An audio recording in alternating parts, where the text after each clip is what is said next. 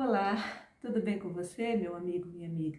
É um prazer e um privilégio estarmos aqui reunidos mais uma vez, eu, você, nós, em conexão com Jesus Cristo, para mais um devocional, para mais um passeio pelas Escrituras Sagradas, para mais uma resposta a uma pergunta difícil, nesta série Perguntas Difíceis, que todos nós fazemos, é claro, a respeito da nossa preciosa Palavra do Senhor. Antes de passarmos aqui à pergunta, né, que nós queremos responder hoje, gostaria que você se inscrevesse em nosso canal, ativasse o sininho para receber todas as notificações sempre que nós postarmos um vídeo novo e que você compartilhasse esse canal com os seus amigos, com as pessoas da sua igreja, com as pessoas que você quer evangelizar. O nosso propósito é único e exclusivo, levar as pessoas a uma busca por Deus, a uma busca de conhecer o Senhor, uma busca de ler a palavra. Se você ao final desse livro ao final desse devocional ficar com desejo de abrir sua Bíblia e ler, ótimo, nós acertamos o alvo. É esse o nosso objetivo, levar você a uma conexão com Jesus Cristo através da leitura da palavra de Deus. Mas ultrapassadas, né? Essas formalidades aqui do nosso canal, gostaria de responder hoje a uma pergunta que muitos fazem a respeito do sofrimento. Isso mesmo, do sofrimento. Se Deus nos ama, por que permite o sofrimento? Você já parou para pensar nisso, meu amigo, minha amiga?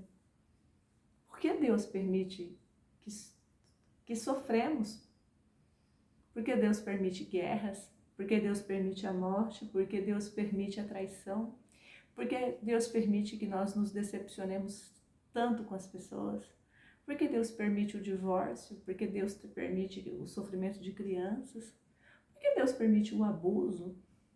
Estou falando aqui uma série, né, de sofrimentos, dilacerantes, que é como se rasgassem, né, a nossa alma, é como se nos matasse. E aí vem essa pergunta, né? Mas Deus nos ama? Então por que Ele permite esse sofrimento? Antes de passarmos aqui ao exame da Escritura Sagrada, eu queria dizer para você que a maldade está no mundo, não está em Deus. Que Deus não se alegra com a maldade. E os praticantes da maldade, as pessoas perversas, as pessoas ruins, as pessoas maldosas, as pessoas que provocam sofrimento nas outras pessoas, elas, com certeza, elas estão longe de Deus. E não é de conhecer ou de ter frequentado uma igreja, elas estão longe de Deus, simplesmente porque não os temem. Tá? Porque o temor ao Senhor nos faz a gente viver debaixo de uma obediência. Talvez a gente lute muito para obedecer a Deus, mas nós temos o temor e a gente vai se melhorando, vai se lapidando, vai se analisando, né? Então, isso tem que ficar muito claro para você.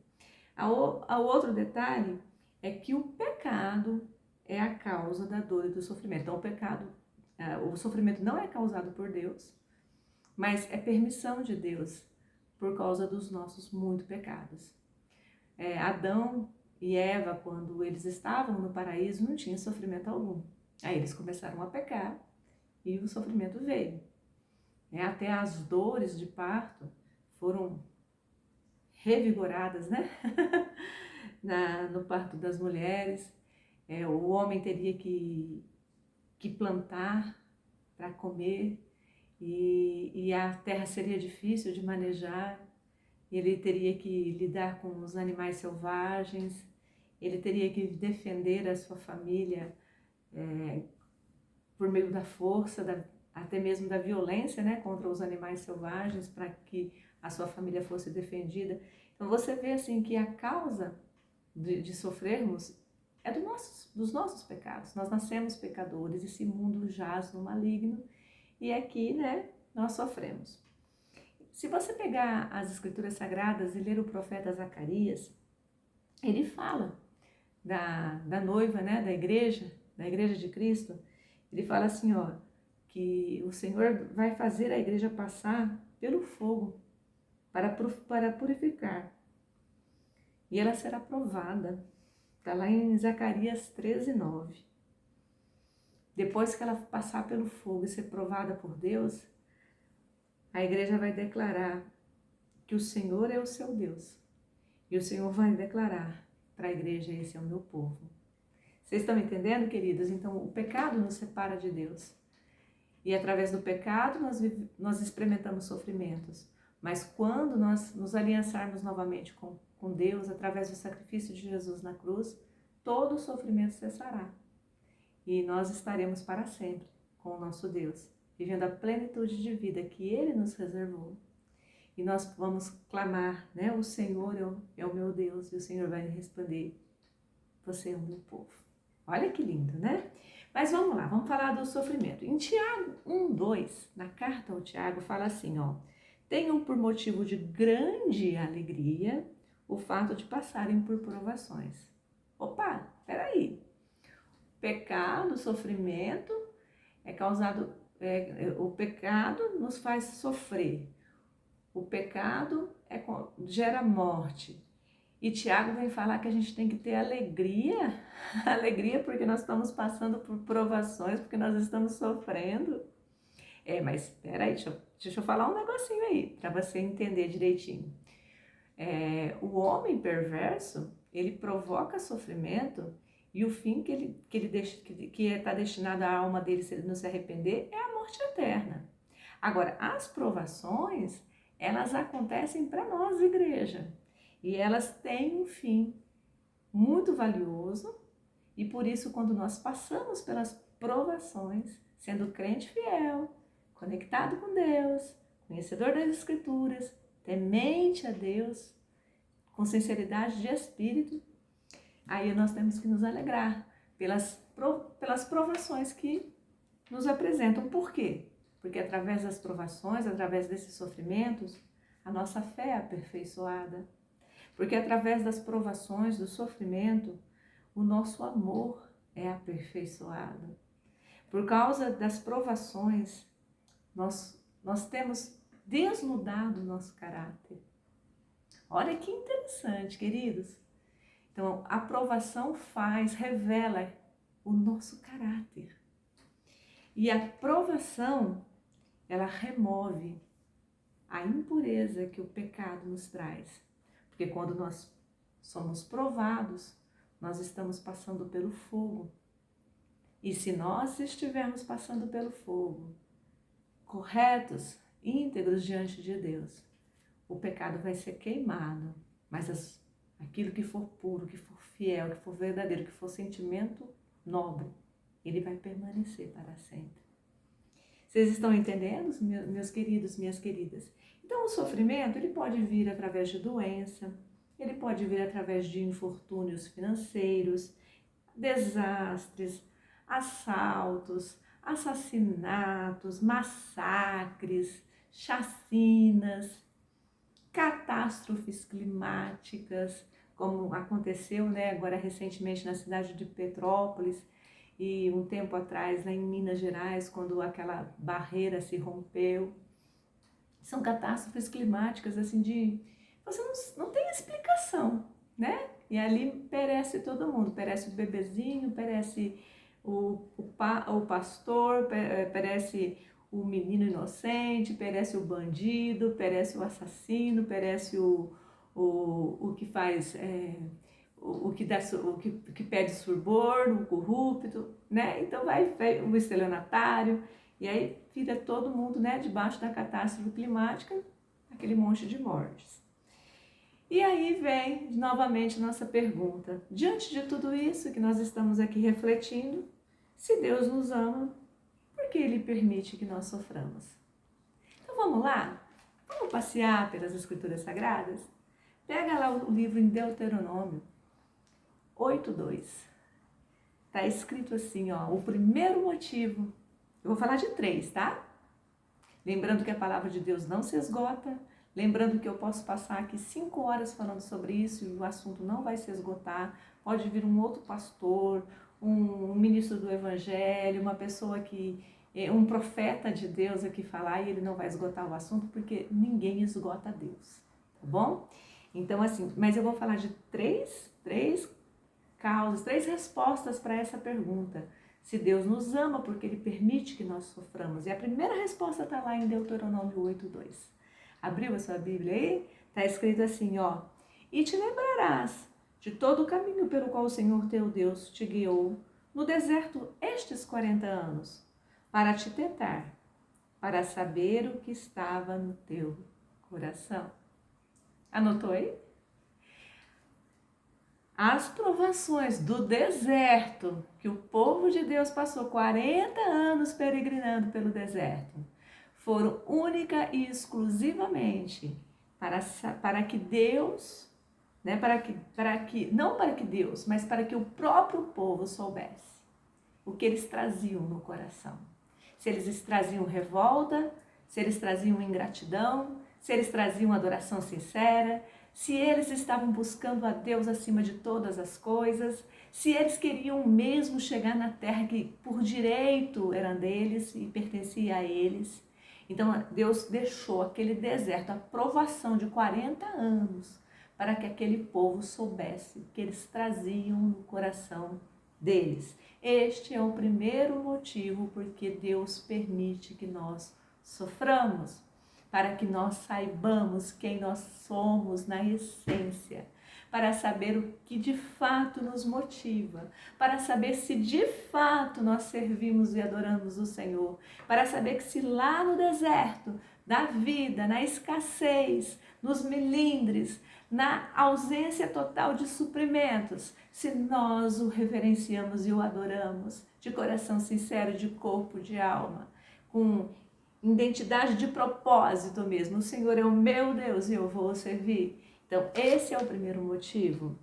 O segundo motivo está lá em 2 Crônicas 33. Anotou aí para você ler esse capítulo? Para provocar em nós arrependimento. Anotou aí? A 2 Crônicas, capítulo 33, fala de um rei chamado Manassés. Manassés, ele era terrível. Manassés era um rei que fez idolatria para o capeta, o capeton mesmo, sacrificou o filho para o Deus lá daquele povo, aquele povo ímpio, perverso, sacrificou o próprio filho, deixou o filho ser queimado, né? Numa adoração pagã. Ele oprimiu o povo. Olha, ele fez e aconteceu de tão ruim que ele era. Olha alguns pecados deste rei perverso Manassés. Idolatria dentro e fora do templo de Deus, até dentro do templo do nosso Deus. Ele foi capaz de colocar imagens de deuses idólatras. Sacrificou seu próprio filho do fogo, adivinhou pelas nuvens, o que Deus abomina, esse espírito de adivinhação, de você saber, de você jogar pedra, consultar cartas. Não faça isso, meu querido, não faça isso, Deus abomina o espírito de adivinhação. Lembra lá da passagem de Paulo, que era um demônio que fazia a escrava lá a ser adivinha, e Paulo libertou aquela mulher daquele jugo da escravidão. A adivinhação é jugo de escravidão, querido. E ele derramou muitíssimo sangue inocente. Aí o que Deus faz? Como ele faz comigo, como ele faz com você, como ele faz o tempo todo, ele foi lá e exortou Manassés. Manassés, Manassés. Levantou o profeta, levantou a palavra. Olha, Manassés foi bem advertido. Hoje não é diferente. Você acha que o mundo não sabe o que é pecado? Que o pecado provoca morte? Que Deus abomina essa sociedade que nós vivemos agora, que está pior do que Sodoma e Gomorra? Você acha que as pessoas não sabem? Lógico que elas sabem. Só que elas estão no ânimo de Manassés. Isso não vai acontecer agora não. Esse Deus vai vir, mas será que ele vem? Se ele vier, vai ser daqui 500 anos. Deixa eu viver a minha vida, né? E Manassés não deu ouvido. Nem ele, nem o povo, né? Todo mundo ficou, deixa Deus falar. E aí Manassés foi preso pelos assírios, amarrado entre espinheiros, foi levado dentro de cadeia, torturado, foi para Babilônia, cativo. Sabe o que Manassés fez? Na sua angústia, ele pranteou ao Senhor. Ele se humilhou diante do Senhor. Ele se arrependeu. Lembra do segundo motivo? O sofrimento vem para que nós nos arrependamos. E Deus ouviu a oração de Manassés. Como ele está pronto para ouvir a sua, se for sincera. Porque o Senhor sonda os nossos corações e ninguém engana Deus. Mas se você fizer uma oração sincera ao Senhor, Ele está pronto para te ouvir, Ele está pronto para te santificar, Ele está pronto para mudar o curso da nossa história. E Manassés voltou para Jerusalém com a permissão de Deus. Ele retirou todos os ídolos, ele restaura os sacrifícios como a lei de Moisés era estabelecia, e ele pôde reinar em paz. Vocês estão entendendo, queridos? Então, a segunda causa, a primeira é para que nós saibamos exatamente quem nós somos, se nós somos fiéis adoradores ou não, como é que está a nossa fé. Então, é para nós. O segundo motivo é para que o sofrimento nos leve a um arrependimento de pecados, a uma vida de santidade, a uma busca verdadeira pela face de viver uma entrega incondicional ao Senhor. E o terceiro motivo é o exemplo de Jó. Jó era reto, era íntegro, era leal, era adorador, era crente fiel. Sabe aqueles crentes fiel mesmo, dava seus dízimos, dava suas ofertas, não parava de adorar a Deus, tinha comunhão plena com os irmãos, era aquela labareda de fogo, o nosso irmão Jó. E o que aconteceu com ele? Ele perdeu seus filhos, seus bens, seus amigos, sua saúde. Ele perdeu tudo. Você imagina uma coisa dessa acontecendo com você? E além de tudo, você ficar com o seu corpo tomado de úlceras, de furúnculos. Queridas, você não tem posição, porque se estava tomado, tinha nas costas, tinha nos braços, devia ter aqui na virilha, nas nádegas. Você já pensou nas axilas? Tomado de chagas? E aí eu te pergunto, e aí, qual que é o terceiro motivo? O que você acha que é a causa do sofrimento de Jó? Amados, eu não posso falar com toda certeza, porque a história de Jó é muito profunda, sabe? É um dos livros assim mais profundos mesmo em termos de alma humana, de nossa capacidade de nos mantermos fiéis. Mas quando eu leio a história de Jó, eu penso nitidamente que o sofrimento de Jó tem um ensino muito profundo para nós sobre soberania de Deus. Deus simplesmente permite, Deus simplesmente deseja. Não é que deseja, é que está dentro... não é que Deus deseja, eu falei um termo muito errado agora, eu queria que me desculpar aqui com os irmãos. É a soberania de Deus. Deus tem o controle de todas as coisas. Ele tem o controle das doenças, Ele tem o controle do jeito que nós vamos viver, Ele tem o controle, nós temos só que depender dEle. E Jó, enquanto Deus é soberano, Jó é obediente, Jó é submisso, Jó é resignado, Jó olha para Deus e encontra a plenitude para Ele, enquanto que Deus é soberano. E a mão dele está ali, fala assim, olha, ele não vai morrer, mas ele vai passar por toda essa dor, por todo esse sofrimento, por toda essa prova, porque Deus é soberano. Então, amados, quando você vê crente fiel, né, vai falar assim, tem muita gente que acha que crente fiel não vai morrer de câncer, que crente fiel não pode falir, que crente fiel não vai sofrer duras decepções da vida. Não, a gente está aqui debaixo desse sol, a gente está no mundo tereis aflições, mas a nossa esperança tem nome, sobrenome é Jesus Cristo. E quem tem Jesus, amados, já passou por todas as provações. Ele passou, né? Jesus é fiel e justo. E ele levou sobre si todas as nossas culpas, todas as nossas enfermidades. O castigo que nos traz a paz estava sobre ele. E sobre as nossas pisaduras nós fomos sarados.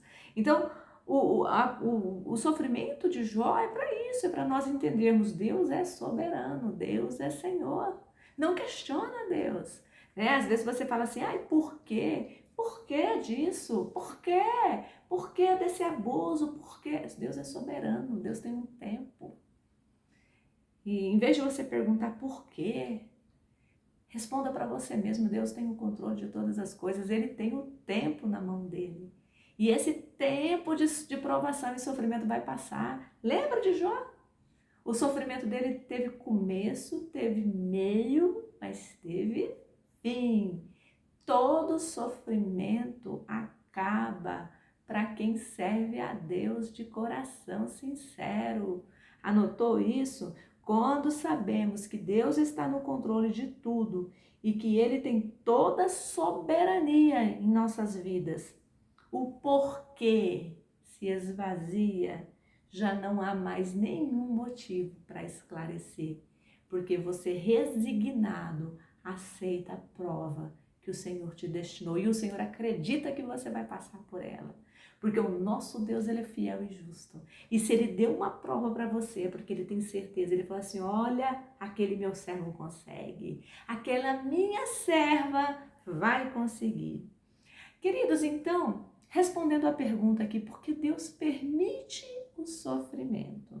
Eu gostaria de dizer para você aqui, para concluir o nosso vídeo, que as provações, os sofrimentos, são sim com a permissão de Deus para nos aperfeiçoar, para sabermos quem nós verdadeiramente somos.